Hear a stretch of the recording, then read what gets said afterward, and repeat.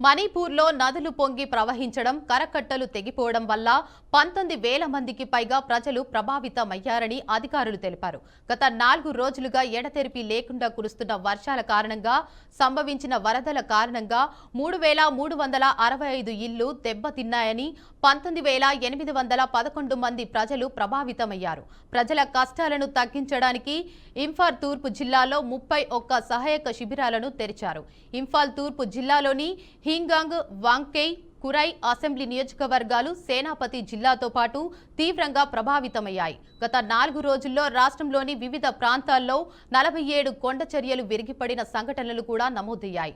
రాష్ట్ర రాజధాని ఇంఫాల్లోని అనేక ప్రాంతాలు, ఇంఫాల్ తూర్పు జిల్లాలోని అనేక ప్రాంతాలు జలమయమయ్యాయని, కురై, హిరాంగ్ మరియు చెకాన్ ప్రాంతాలలో నది కట్టలను చీల్చుకొని పొంగి ప్రవహిస్తుందని అధికారులు తెలిపారు. చెకాన్ ప్రాంతంలో ఇంఫాల్ నది పొంగి పొర్లిన తర్వాత All India Radio Imphal complex, ప్రభుత్వ ఆధీనంలో ఉన్న Jawaharlal Nehru institute of medical సైన్సెస్తో సహా అనేక కార్యాలయాలు, ఆరోగ్య కేంద్రాలు, సంస్థల ఆవరణలో నీరు నిలిచిందని ఒక అధికారి తెలిపారు. ఇంఫాల్ తూర్పు జిల్లాలోని పోరంపట్లోని Jawaharlal Nehru institute of medical సైన్సెస్లో చికిత్స పొందుతున్న అనేక మంది రోగులను ఆరోగ్య కేంద్రం ఆవరణలోకి వరద నీరు ప్రవేశించడంతో ఇతర ఆసుపత్రులకు తరలించినట్లు తెలిపారు.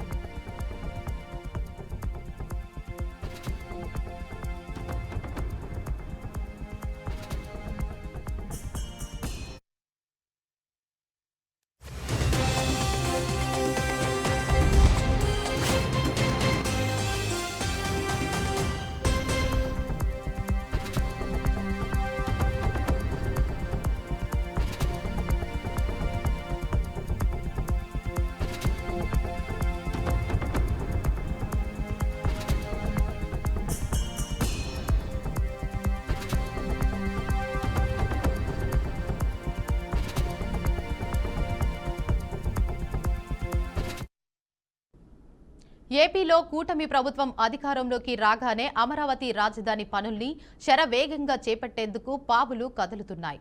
ఇందులో భాగంగా ఇప్పటికే అమరావతి పనుల్ని పునఃప్రారంభం చేసిన ప్రభుత్వం ఇప్పుడు 2 విడతలో మరింత భూసేకరణ చేసేందుకు ప్లాన్ రెడీ చేసింది. వివాదాలకు తావు లేకుండా భూ సమీకరణ ద్వారానే భూములు తీసుకోవాలని నిర్ణయించింది. అమరావతిలో తొలి విడతలో అప్పట్లో జరిగిన భూ సమీకరణ విజయవంతమైంది. అప్పట్లో 36,000 ఎకరాలను ఈ పద్ధతిలో సేకరించారు. ఇప్పుడు 2వ విడతలో 40 నుంచి 45,000 ఎకరాలు తీసుకోవాలని ప్రభుత్వం నిర్ణయించింది. దీంతో పెదకూరుపాడు, తాడికొండ మండలాల్లో ఇలా భూముల్ని తీసుకోవాలని నిర్ణయించారు. పెదకూరుపాడు నియోజకవర్గంలో 26,000 ఎకరాలు, తాడికొండలో 12,000 ఎకరాలు, మొత్తం 38,000 ఎకరాలు ఇప్పటికే రైతులు స్వచ్ఛందంగా ఇచ్చేందుకు అంగీకరించారని ప్రభుత్వం చెబుతోంది. కాబట్టి మిగిలిన భూమిని కూడా త్వరలోనే సేకరించనున్నారు. అమరావతిలో 2వ విడతలో తీసుకునే భూముల్లో 5,000 ఎకరాల్లో ఎయిర్పోర్టు, 2,500 ఎకరాల్లో స్మార్ట్ పరిశ్రమలు, మరో 2,500 ఎకరాల్లో స్పోర్ట్స్ సిటీ నిర్మిస్తారు. అలాగే ఈ భూములు ఇచ్చిన రైతులకు 3 ఏళ్లలో రిటర్నబుల్ ఫ్లాట్లు ఇస్తామని మంత్రి నారాయణ వెల్లడించారు. అలాగే రాజధానిలో వైద్య, విద్యా సంస్థలు ఏర్పాటు చేసే వారికి రిజిస్ట్రేషన్ ఫీజుల్లో మినహాయింపు ఇవ్వాలని తాజాగా జరిగిన సిఆర్డీఏ సమావేశంలో నిర్ణయించారు. పెట్టుబడులు రావాలంటే, భూముల విలువ పెరగాలంటే ఎయిర్పోర్టుతో పాటు స్మార్ట్ ఇండస్ట్రీస్ రావాలని ప్రభుత్వం భావిస్తున్నట్లు మంత్రి నారాయణ వెల్లడించారు. అలాగే అంతర్జాతీయ స్పోర్ట్స్ సిటీ నిర్మాణం చేస్తే ఏడాదికి 2-3 ఈవెంట్లు అయినా నిర్వహించి వివిధ దేశాల క్రీడాకారుల్ని రప్పించేందుకు వీలు కలుగుతుందని ఆయన తెలిపారు.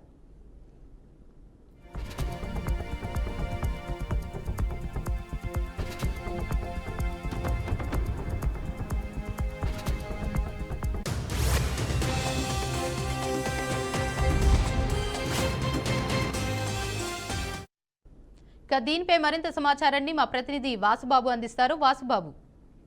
రైట్ దేవిక, ఏపీలో కూటమి ప్రభుత్వం అధికారంలోకి వచ్చిన తర్వాత అమరావతి రాజధాని పునర్నిర్మాణాన్ని చాలా ప్రతిష్టాత్మకంగా తీసుకుంది. అమరావతి రాజధానికి సంబంధించి పనులన్నీ సవేగంగా చేపట్టేందుకు ఇప్పటికే పావులను కలుపుతున్నాయి. దీనికి సంబంధించి ఇందులో భాగంగానే ఇప్పటికే అమరావతి పనులన్నీ పునఃప్రారంభం ఇప్పటికే చేసిన రాష్ట్ర ప్రభుత్వం దీనికి 2వ విడతలో భాగంగా మరింత భూసేకరణ చేసేందుకు ప్లాన్ రెడీ చేసింది. ఇప్పటికే ఎటువంటి వివాదాలు గతంలో చూసుకున్నట్లయితే ఈ భూసేకరణకు సంబంధించి గత ప్రభుత్వం మారిన తర్వాత వివాదాలు అనేవి వచ్చాయి. రాజధాని రైతులు ఎన్నో చోట్ల ధర్నాలు రాష్ట్రోకలు అయితే చేశారు.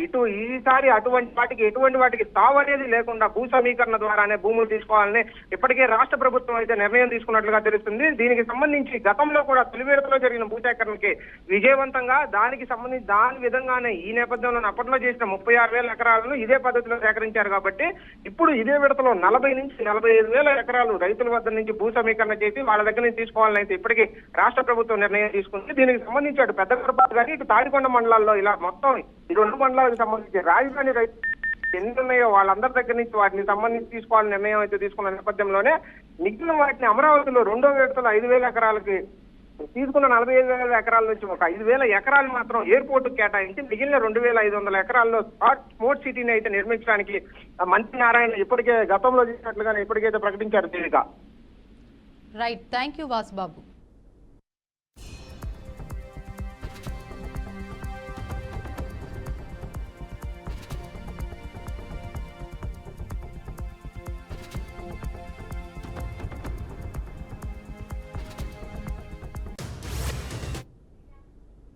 ఈశాన్య భారతదేశ రాష్ట్రాల్లో కుండపోత వర్షాలు విరిగిపడుతున్న కొండ చర్యలు బీభత్సం సృష్టిస్తున్నాయి. సిక్కింలోని మంగన్ జిల్లా చాతెన్ వద్ద ఓ సైనిక శిబిరంపై కొండ చర్యలు విరిగి పడటంతో 3 సైనికులు మరణించారు. 4కి స్వల్ప గాయాలు అయ్యాయి.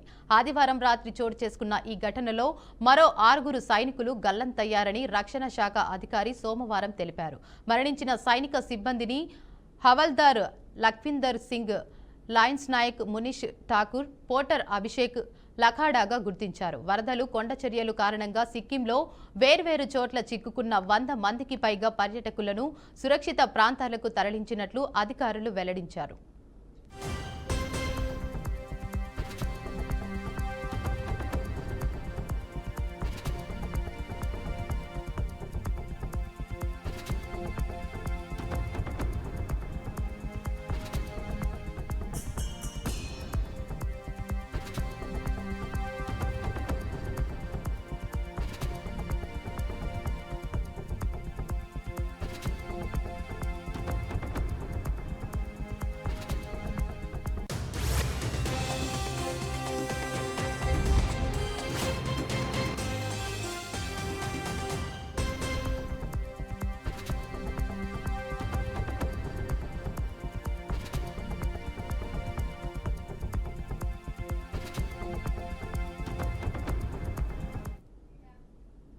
సంగారెడ్డి జిల్లా బొల్లారం మున్సిపల్ పరిధిలోని ఏటీఎంలో దుండగులు చోరీకి పాల్పడ్డారు. ఏటీఎం మిషన్ పగలగొడుతుండగా అలారం మోగింది. దీంతో దొంగ అక్కడి నుండి పారిపోయాడు. సమాచారం అందుకున్న పోలీసులు సీసీటీవీ ఫుటేజ్ ఆధారంగా కేసు నమోదు చేసి విచారణ చేపట్టారు.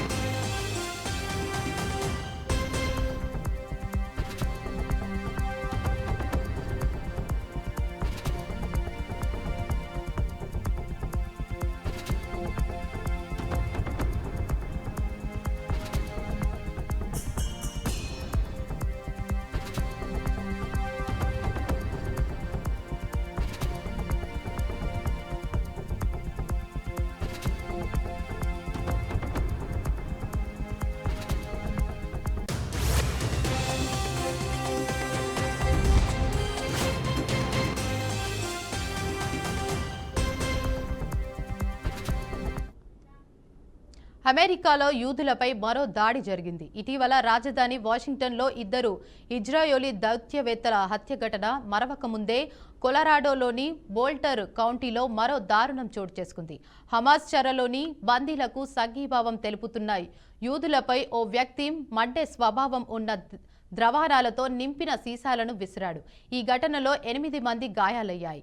మైదానంలోని గడ్డికి మంటలు అంటుకొని ఆ ప్రాంతంలో దట్టంగా పొగ వ్యాపించింది. కొందరు వ్యక్తులు శరీర భాగాలపై ద్రావణం పడి వెంటనే నిప్పంటుకుంది. సమాచారం అందుకున్న పోలీసులు ఘటనా స్థలానికి చేరుకుని నిందితుడు మహమ్మద్ సాబ్రీ సొలీమాన్ను అదుపులోకి తీసుకున్నారు. పాలస్తీనా ప్రజలకు విముక్తి కల్పించాలని నినాదాలు చేస్తూ సీసాలను విసిరినట్టు స్థానికులు తెలిపారు. ఈ దాడిని ఉగ్రవాద చర్యగా భావిస్తూ దర్యాప్తు చేపట్టినట్లు FBI వెల్లడించింది.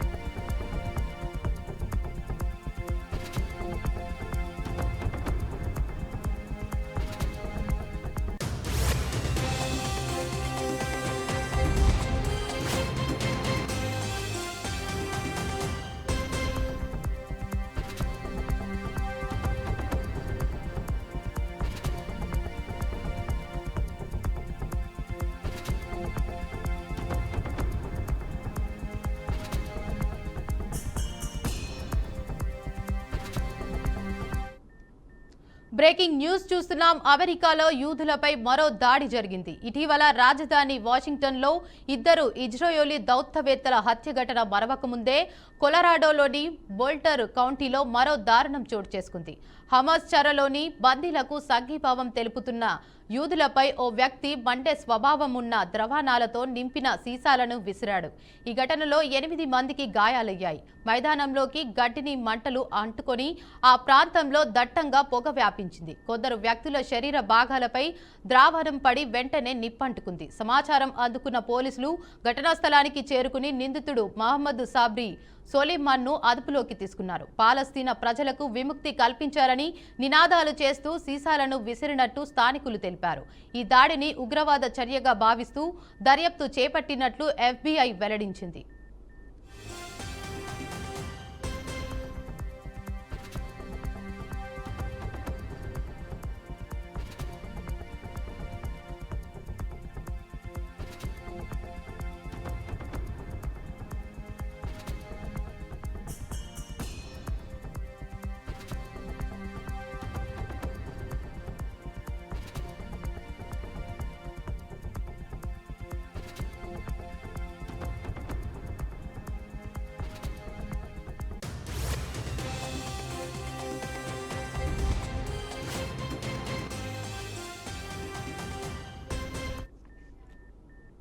ఇవి ఇప్పటివరకున్న బులెటిన్ అప్డేట్స్. చూస్తూనే ఉండండి BRK న్యూస్ తెలుగుడి సత్తా.